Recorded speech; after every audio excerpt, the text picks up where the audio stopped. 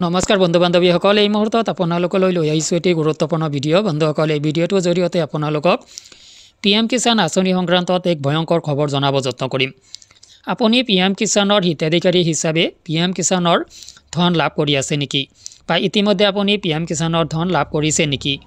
যদি আপুনি PM কিষাণৰ নামত এটা কিস্তিও লাভ কৰিছে, তেতিয়াহ'লে আপোনাৰ ঘৰলৈ আহিব পাৰে অসম আৰক্ষী।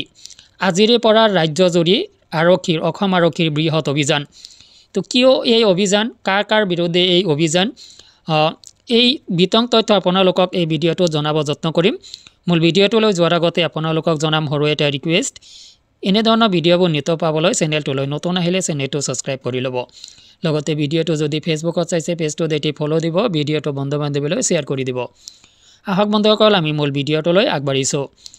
বন্ধুসকল, PM কিষাণ আঁচনি অৰ্থাৎ প্ৰধানমন্ত্ৰী কিষাণ সন্মান নিধি স্কিম এটা কেন্দ্ৰীয় আঁচনি হয়। তো এই আঁচনিৰ জৰিয়তে প্ৰত্যেকগৰাকী হিতাধিকাৰীয়ে বছৰত 6,000 টকাৰ আৰ্থিক অনুদান লাভ কৰে, আৰু ইয়াক কেন্দ্ৰীয় চৰকাৰে DBTৰ মাধ্যমত হিতাধিকাৰীৰ বেংক একাউণ্টলৈ প্ৰেৰণ কৰে। 2,000 টকাকৈ মুঠ 3টা কিস্তিত 6,000 টকা বছৰেকত লাভ কৰে। আৰু PM কিষাণৰ কেইবাটাও কিস্তি একেলগে লাভ কৰাৰো উদাহৰণ আছে। তো যিকেই নহওক বন্ধুসকল, PM কিষাণৰ বাবে কেন্দ্ৰীয় চৰকাৰে যি ধন প্ৰদান কৰিছে, সেয়া আচলতে যোগ্য হিতাধিকাৰীয়ে পাব লাগে। তো অসম চৰকাৰে যি লিষ্ট উলিয়াইছে, তাত লাখ লাখ হিতাধিকাৰী ভুৱা বুলি প্ৰতিপন্ন হৈছে।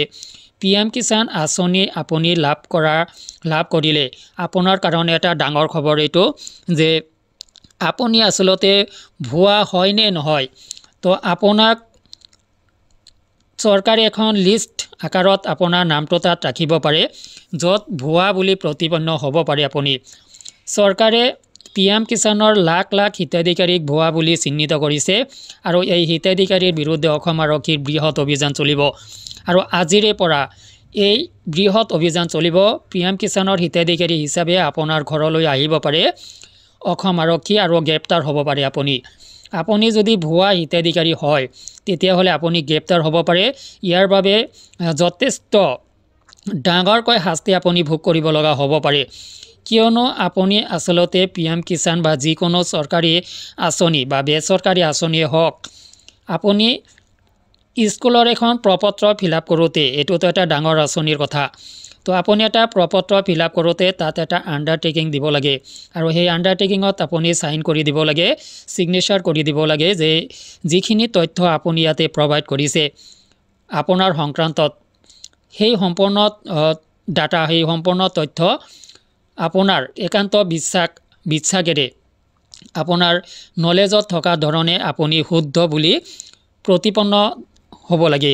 তাত আপুনি আণ্ডাৰচাইন কৰিব লাগে, আণ্ডাৰটেকিং এটা দিব লাগে। আৰু আপুনি PM কিষাণৰ বাবে যেতিয়া আবেদন কৰিছিল, হিতাধিকাৰী হিচাপে আপুনিও তেতিয়া এটা আণ্ডাৰটেকিং দিছিলে, আৰু তাত আপুনি মেনশ্যন কৰি দিছিলে যে ইয়াৰ বাবে যদি মোৰ কোনো তথ্য ভুল বুলি প্ৰমাণিত হয়, মই যদি আঁচনিটোৰ বাবে অযোগ্য হওঁ, তেতিয়াহ'লে চৰকাৰে মোৰ বিৰুদ্ধে বা কৰ্তৃপক্ষই মোৰ বিৰুদ্ধে যিকোনো ব্যৱস্থা গ্ৰহণ কৰিব পাৰে।